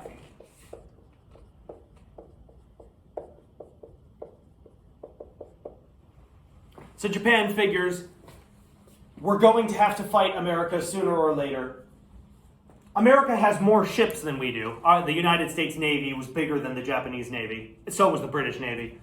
So the Japanese know we can't fight the Americans and we can't fight the British in a straight-up naval war. We would lose. But maybe if we bomb Pearl Harbor and blow up a bunch of the American ships before the war actually begins, maybe we can either convince America just not to get involved in the war at all, convince them to just give up, or even if they don't give up, we will have the advantage because we already blew up a bunch of their ships. Now, this works for blowing up our battleships. We lose a lot of battleships during this attack when the Japanese, destroy the ships docked at Pearl Harbor. But luckily, what the Japanese do not successfully bomb is our aircraft carriers, which happened to be away from Pearl Harbor at the time the attack happened. To show you what an aircraft carrier looks like, actually, at this point, let me see. Aircraft carrier. So aircraft carriers are these big flat-top ships, that carry aircraft and can launch them. This is a pretty good picture of what it looks like, a modern aircraft carrier. At the time, of course, they did not look quite this modern, but same basic idea. You've got a runway on a boat, and it allows you to launch planes from it. So the Japanese do destroy our battleships mostly. but they do not destroy our aircraft carriers. And that's very important because, as we're going to see in World War II, in terms of naval war, battles on the sea, battleships are kind of outdated once you have planes. Once you have planes, then the best way to defeat the enemy is to send your planes from a long way away, have them bomb the enemy ship, and then come back to the aircraft carrier. Battles where the enemy ships, where the ships of the two fleets are actually close enough to shoot at each other directly are a lot less common now. So yes, they took out our battleships, but we still have our aircraft carriers. And as it will turn out, those are going to be a lot more useful than the battleships would have been anyway. Now, at this point, 26, after the Japanese bomb Pearl Harbor, we declare war on the Japanese, obviously. Hitler decided this is a great time to declare war on America, too. He didn't have to do that. His alliance with Japan only said he had to defend Japan if Japan got attacked. He didn't have to assist Japan if Japan attacked someone else. But Hitler figures, basically Hitler underestimates us. He thinks America's just going to give up. America's navy is no match for the Japanese, clearly. So let's join in. We'll help the Japanese beat the Americans, and then maybe the Japanese will help us beat the Soviets. Remember, Japan is right next to the Soviet Union, so Hitler thinks, I'll help Japan take out the Americans, then they'll help me take out the Soviet Union. So why did he join in? Wants help from the Japanese against the Soviet Union. Also, by this point, there had already been a couple of battles between American ships and German submarines, because just like World War I, the German submarines are sinking American ships that are sending these supplies to Britain. And American ships had started shooting back at the Germans, so Hitler was kind of annoyed about that as well. Figuring, well, now's my chance to finally deal with these pesky Americans. All right. How are we doing on power here? All right, I'm going to pause this one here and pick it up in a moment. And we're back.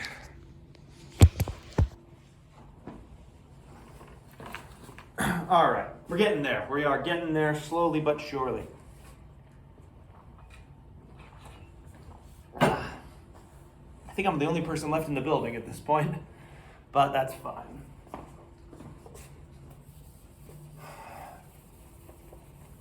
If something burns down, I didn't do it.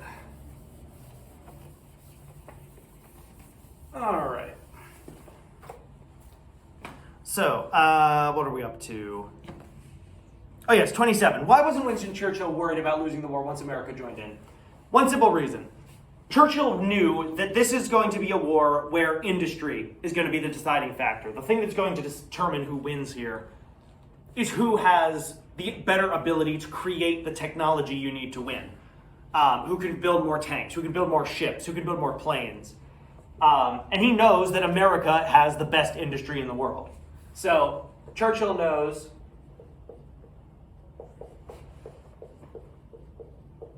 American industry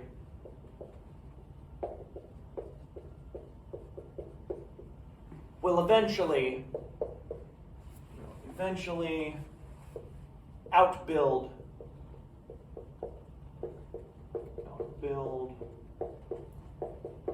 the Germans and Japanese. And he is absolutely right about that. In this war, American tanks were not as good as German tanks. Yeah, the American Sherman tanks were not a match for the German Panzer tanks, in a 1-to-1 fight. But for every German Panzer, we could build 5 Sherman tanks. We were able to build a lot more quickly. And even though our stuff was not necessarily as good on a 1-to-1 basis, we were able to build more of it, a lot more of it. And that ends up being the deciding factor. So too in the naval war against Japan, the deciding factor is the fact that we are able to replace our ships. With Japan, the ships they've got at the start of the war are the ships they're going to have for the entire war. They don't have the resources to build more. Again, Japan does not have steel. not very much of it anyway. So they can't build more of their own ships to replace ones they lose. America can, and that's going to be the deciding factor. All right, 28, the Double V campaign. So getting into a bit of how the war affects American society, it does in several profound ways. For African Americans, many of them go to fight in this war. Now remember, this is still a time when segregation is a thing, and even in the North, which is not segregated, there's a lot of racial prejudice. So there are a lot of African Americans who feel as though, why bother? Why bother fighting? You know, this country is not treating us well anyway. Why should we go and fight and die for it? Guess there are still some people here. But that's the idea. Why go and fight for this country that isn't treating us well? Especially after World War I, because you'll remember in World War I, there were African American soldiers who went over and did their duty as Americans and came home back to a segregated America. So they're thinking, what's in it for us? But they also look at Hitler and they realize, well, Hitler winning the war is not good either, because Hitler is a vicious racist. Most obviously against the Jewish people, but he also considers blacks to be, you know, inherently inferior to whites.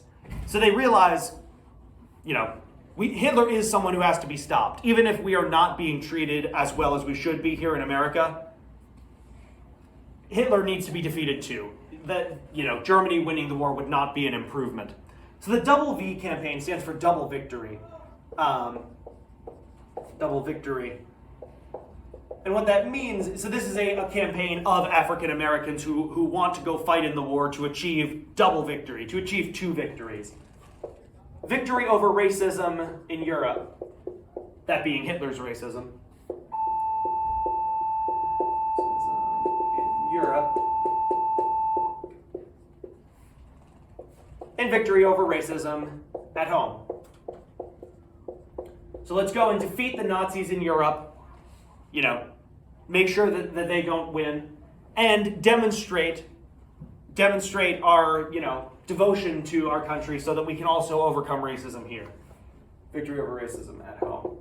For many African American soldiers, these two ideas are linked. You know, we're going to fight racism over there in Europe, and then we're going to come home and we're going to fight for our rights over here.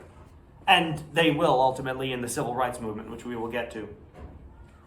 The Tuskegee Airmen, these are a famous group of African American pilots who fight for America in World War II. So a group of African American pilots, I'll say distinguished, group of distinguished. Did I just say pirates? I meant pilots. There's no one here in the room to check me. Again, I am going insane. But group of distinguished African American pilots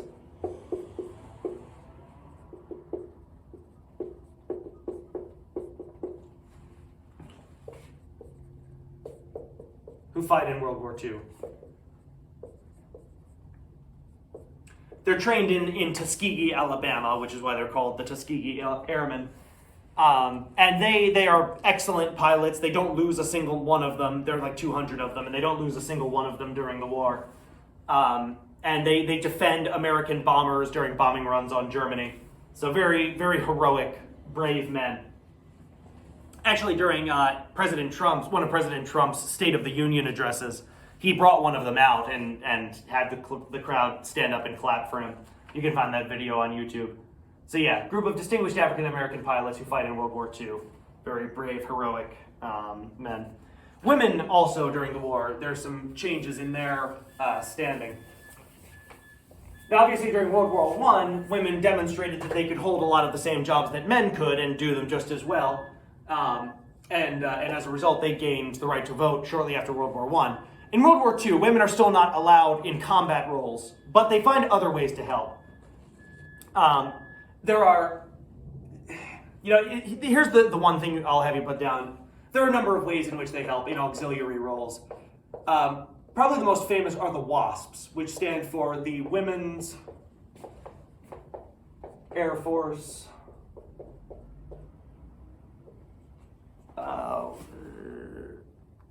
Service Pilots. I forgot what the S was. Service Pilots. And although the women are not actually allowed to fight in the war directly, what these WASPs do, what these women Air Force pilots do, is they bring planes from the factories in America to the airfields near the front lines. So bring planes from factories to the front lines. They pilot these planes to the front lines. The idea is, if our pilots need to go back to America to get the planes and then bring them back to the front lines, we're not going to have enough pilots on the front lines to fight in these major battles that we need. So let's let the women pilots bring the planes over, and then the male pilots can take the planes into actual battle. So they help out in that way, freeing up more of the male pilots to participate in the air battles. All right, we're almost there. 30 through, got 29 questions to go. All right. Moving on.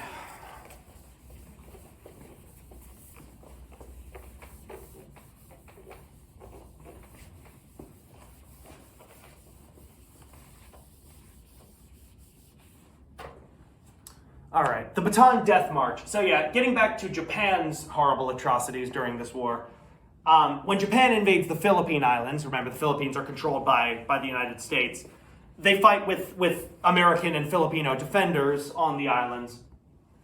Eventually, the American and Filipino forces have to surrender because they run out of supplies, they run out of medical equipment, out of weapons, out of food. And the Japanese army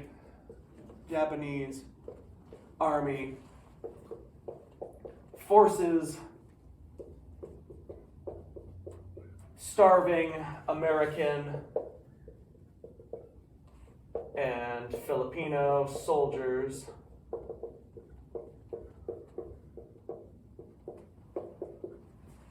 to walk 65 miles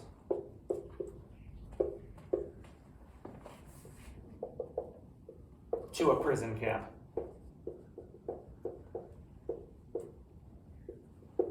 So they capture these prisoners on the Bataan Peninsula. That's why it's called the Bataan Death March. And then they force them to walk 65 miles, still starving, still sick.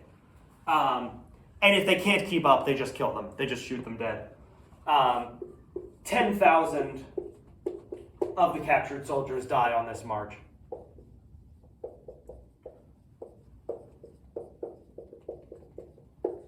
So, yeah.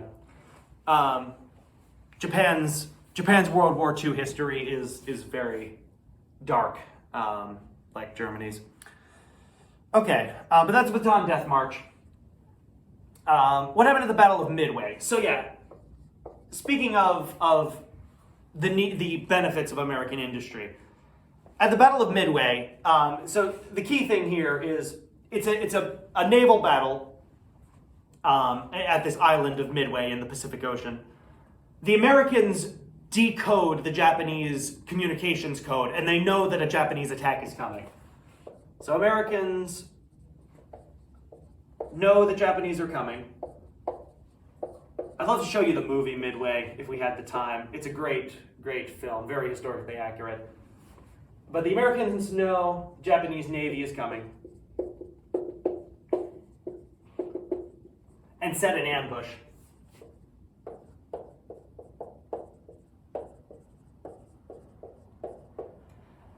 And as a result of this ambush, they launch, the Japanese arrive, suddenly realize that there's an American fleet there to defend the island, and the Americans launch a major fighter attack on the Japanese fleet. 4 Japanese aircraft carriers are sunk in the battle. Japanese aircraft carriers are sunk. Now, 4 might not sound like a ton, but you got to remember, A, aircraft carriers are hella expensive. Pardon my French. They are very expensive to build, and B, Japan cannot replace its lost aircraft carriers. Whereas America can replace lost ships. We have steel, we have industry, we can replace our losses. Once those aircraft carriers are gone, they're gone for Japan. And Japan only had six major aircraft carriers at the start of the war. So now they lost 2/3 of their aircraft carrier force. They're never able to launch another major attack again. The Japanese Navy after this battle is, because they still have their battleships, but their battleships can't do much in an era when air power is the thing that matters in naval battles. The thing that decides naval battles now is who has more planes in the air to go bomb the enemy ships. And after this battle, it's always the Americans. The Japanese Navy does not have enough aircraft carriers to replace its losses in this battle. So this turns the tide of the war in the Pacific. This is the point at which the United States and the Allies, Britain and the other countries, actually start winning in the Pacific theater of the war. In the European theater, the turning point is the Battle of Stalingrad. So 33.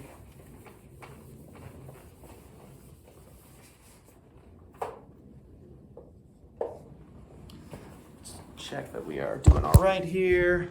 Okay, seem to be doing all right.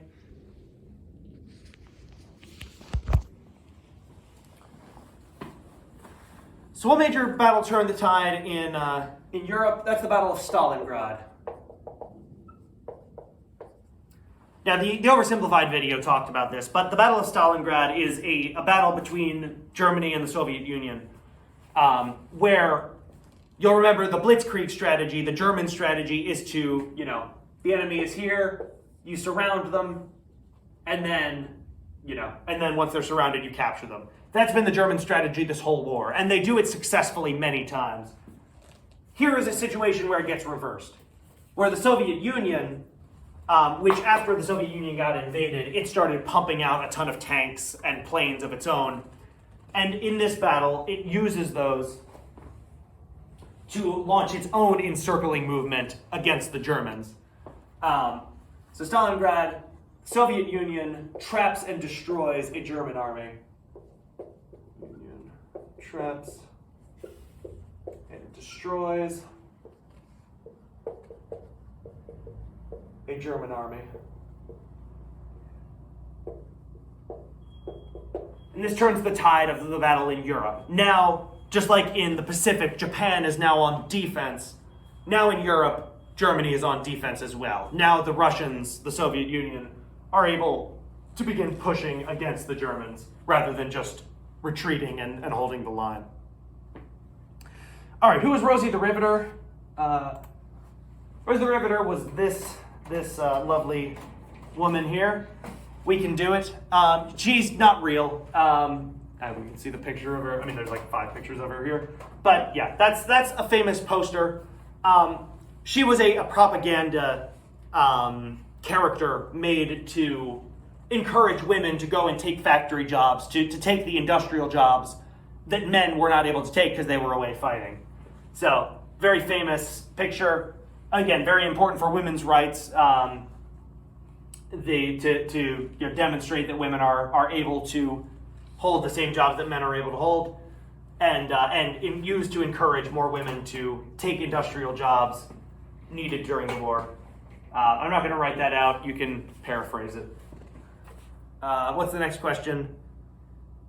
35, the Great Migration. So again, another group that gets additional, I think it was actually discussed in another chapter of our textbook as well, but the Great Migration is this movement of African Americans to northern cities to take industrial jobs.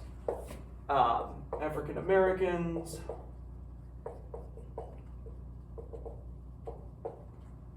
take industrial jobs in northern cities.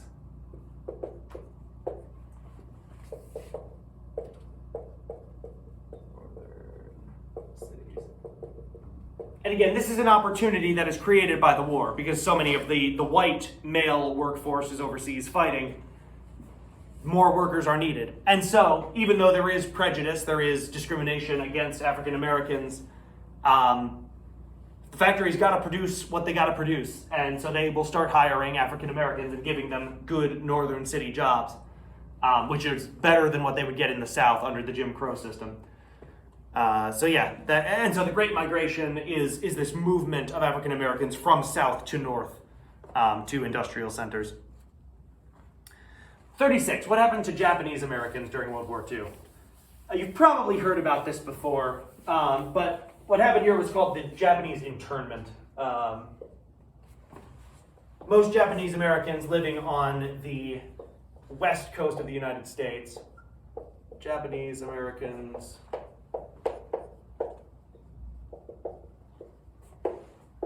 on the west coast of the U.S. were held in what are called internment camps. Internment camps. Essentially forced to leave their homes, take a single suitcase along, and go and live in these crowded camps to be held until the end of the war. Why was this done? Well, because Japan had attacked Pearl Harbor and racial prejudice was a thing.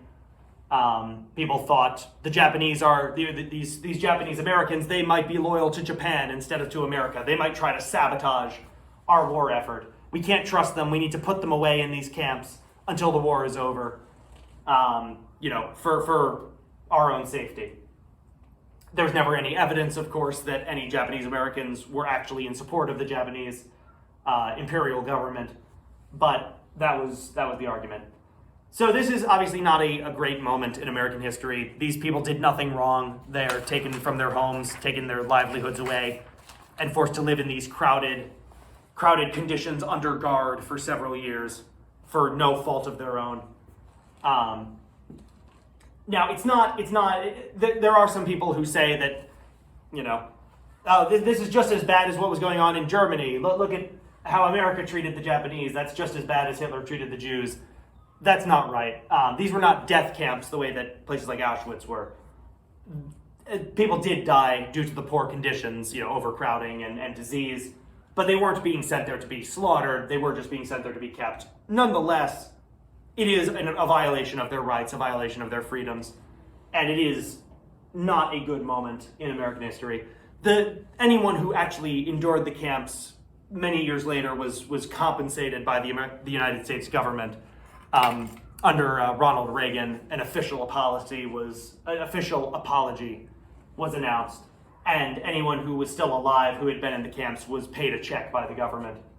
So this is what happens to the Japanese Americans. Now, many of them heroically decide to fight for America anyway. Eventually, as American casualties mount in Europe, additional soldiers are needed, and they are willing to recruit from the Japanese Americans. They ask the Japanese Americans, do you want to fight? Some of them agreed to do so, which is amazingly heroic that they were willing to fight for their country, even when their country was putting them in these camps when they had done nothing wrong. And the Japanese American unit, I forget which one it was, but there was a unit of Japanese American soldiers that was one of the most decorated units of the war that fought very bravely to for America and won many honors. So it's a unfortunate thing. Okay, moving on. Rationing. I want to check that we're still doing okay on power, because as I said, I don't have all that much power here. Let me check. All right, let's finish this thing off. So, let's move back up here.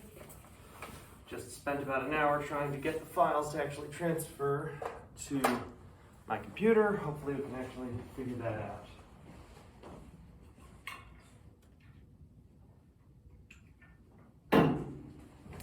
All right. 38. What was the goal of 37, rationing. This just means limiting the purchase of something. Saying you can only buy so much of this good. Now, why would you do that? Well, purchase of something.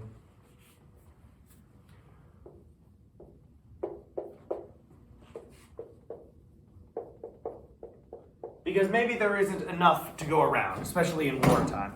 So the things that were rationed in wartime in America were things like food and gas. You would get coupons from the government each month. Food, gas, and rubber. Coupons from the government each month, which, say, you can buy this much meat, you can buy this much milk, you can buy this much gas, because a lot of that stuff has to go to the military. And so they need to make sure that the civilians aren't consuming too much of it. So that's what rationing was, and it's a way in which the war affected everybody. Didn't matter if you were actually in the military or not, you felt the effect of the war if you were living at this time. If you were living at home, you were feeling this rationing. You can't buy as much as you might like of all different things that you want. And so you've got to figure out how to live on a budget. So yeah, the war is a total war. It affects everyone involved. All right, 38, which country did the Allies invade first? That would be, that's 39. 38, why bomb Germany? To destroy Germany's industry. Germany's industry. And demoralize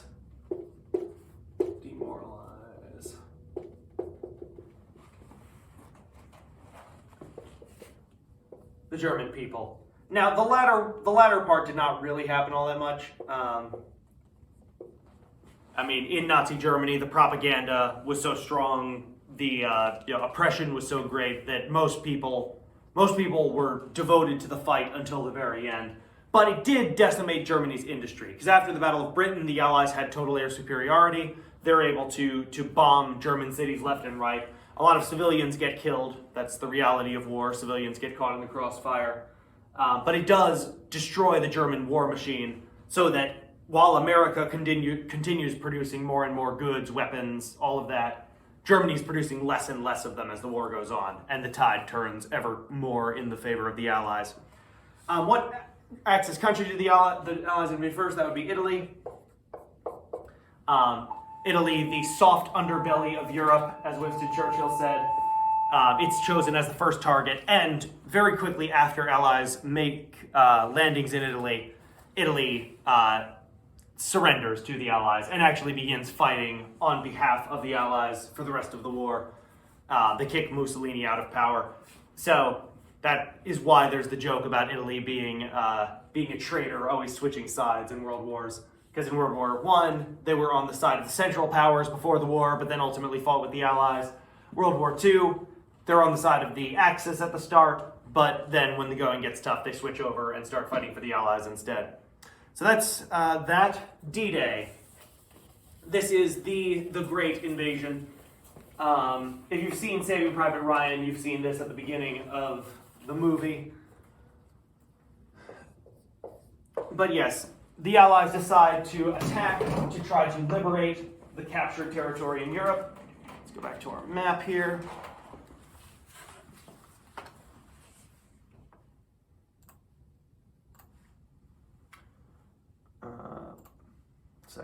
This is the map we want.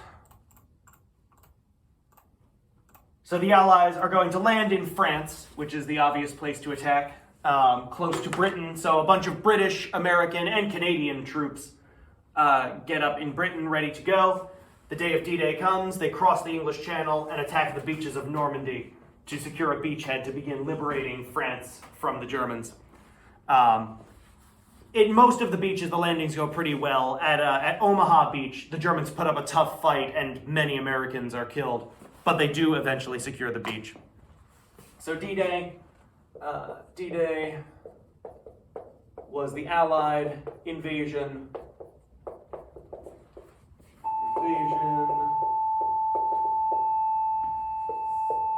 of Normandy, France. Normandy being this area of France right here. Kamikaze attacks.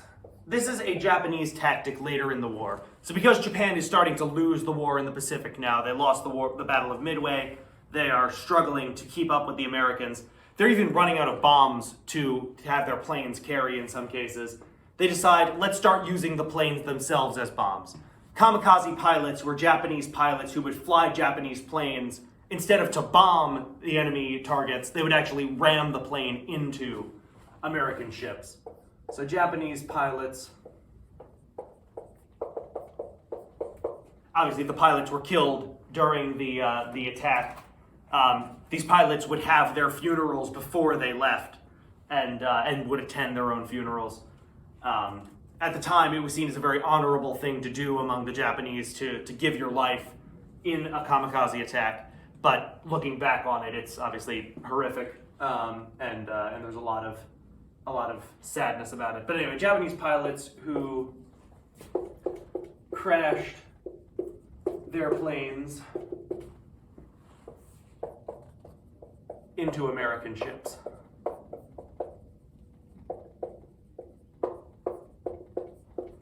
So a more and more desperate strategy the longer the war goes on. Japanese are doing anything they can do to try to turn the tide back. Germany's last desperate attack was called the Battle of the Bulge. Battle of the Bulge. Called that because German forces do break through the American lines briefly and create a bulge in the lines here in France. The oversimplified video went over this. They do briefly surround a group of American soldiers. Famously, when the American commander is told that the Germans want him to surrender, he says, wait, they want to surrender to us? This guy says, no, the Germans want us to surrender. And the commander says, nuts. And then sends that off as the reply to the Germans, who are confused by it. But the additional American forces arrive, break the Americans who were trapped out, and that's the end of Germany's ability to launch any attacks. They used up all of their remaining resources to launch that attack. From here on out, the Allies just slowly get closer and closer to Berlin. And as things turn against the Axis, Adolf Hitler becomes more and more unwell. He's also taking drugs, so that's not helpful. He ultimately commits suicide. That's how he dies. When it becomes clear that the war is over, that the Axis are going to lose. All right, almost there, 44.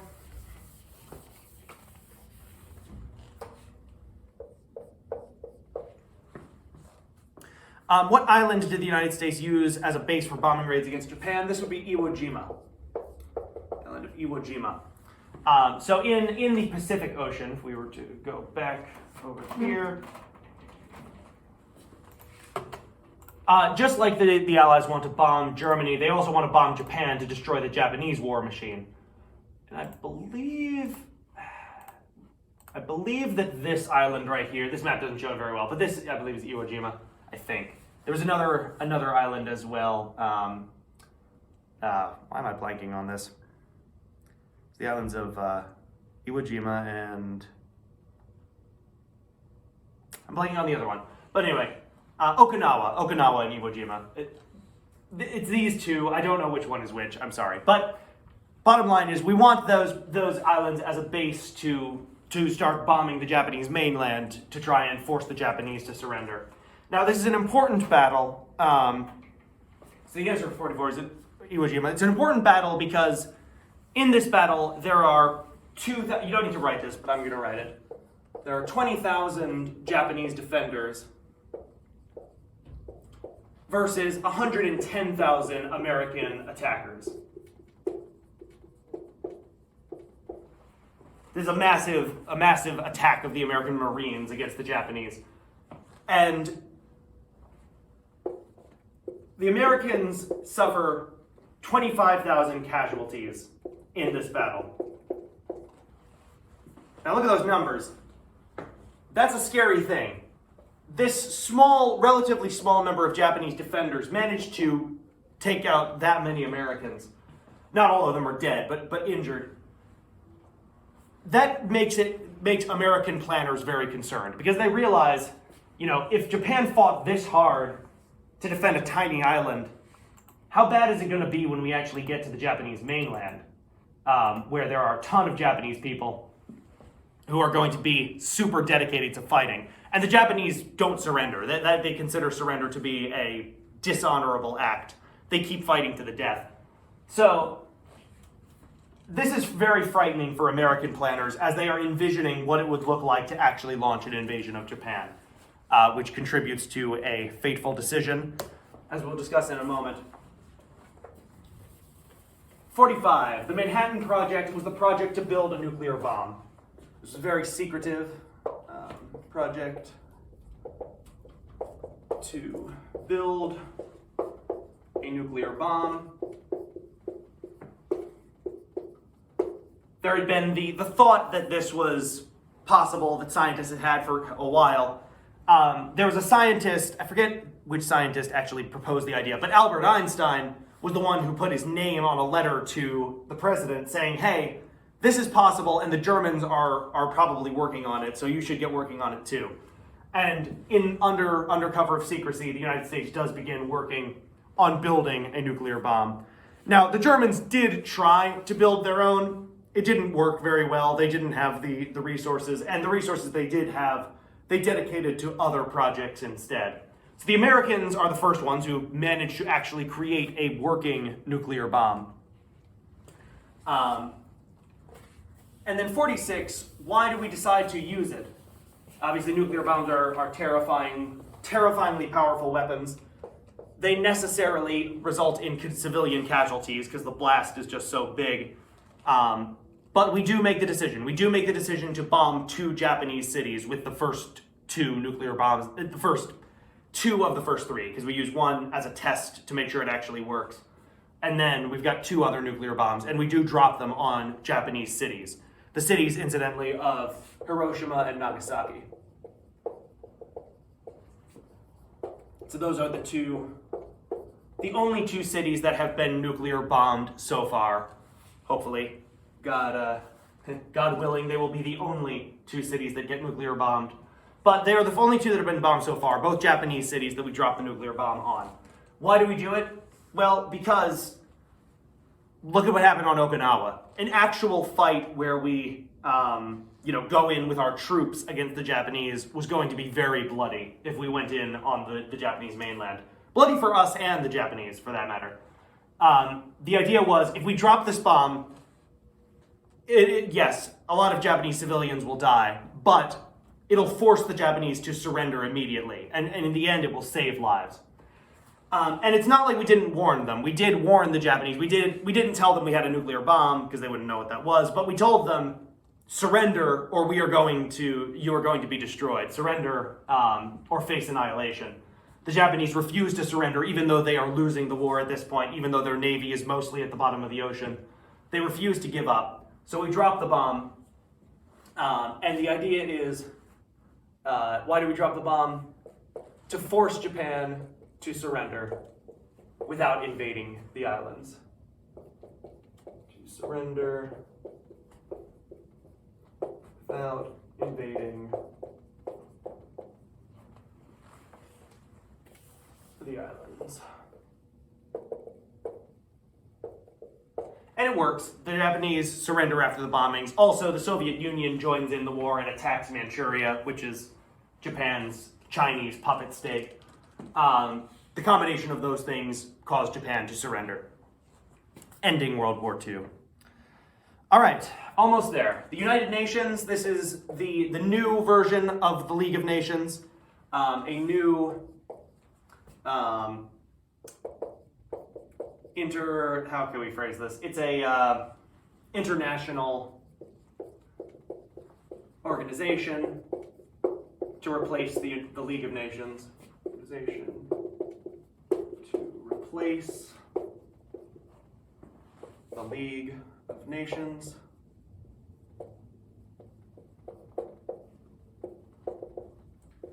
Is it any more useful? Jury's out on that one. We'll talk more about this in class. 48, who are the 5 permanent members? They're the 5 big allies. They are the US, the UK,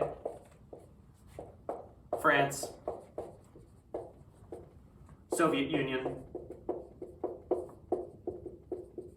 and China. Now, of course, Soviet Union is Russia, and means Russia is still on the Security Council today, which is part of the reason why the UN can't do anything about the current invasion of Ukraine, because everyone who's on the Security Council has veto power. But that's that. All right, finally, the Nuremberg trials, 49. These are trials of Axis, and specifically Nazi war criminals.